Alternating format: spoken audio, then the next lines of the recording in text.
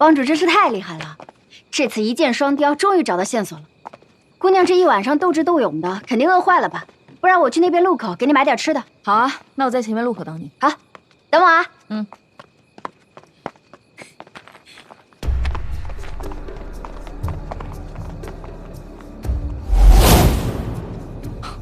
愿赌服输，古雨阁这么玩不起啊？龙帮主。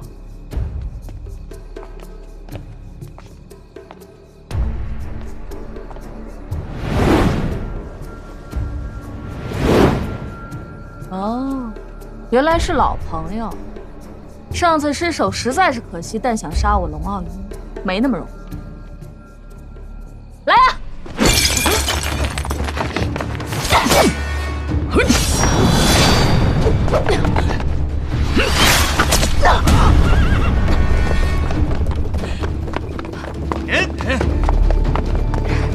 撤！撤！ 撤！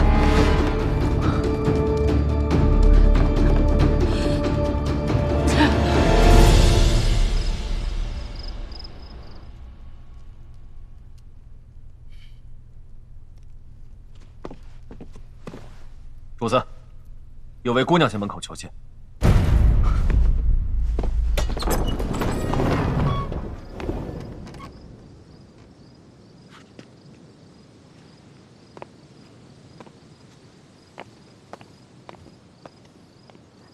清凉，你怎么来了？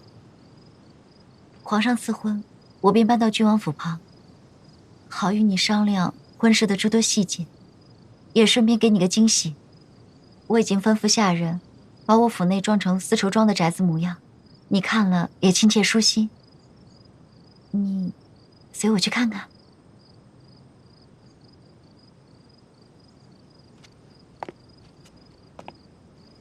来人，帮杜小姐把车上东西放好。是。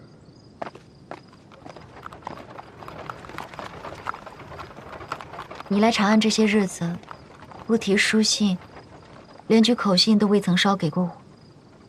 事出突然，我知道你父亲已经把事情原委告诉你。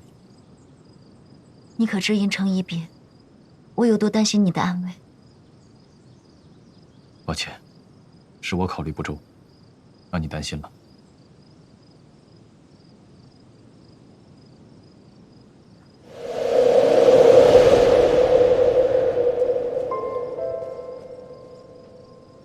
清流，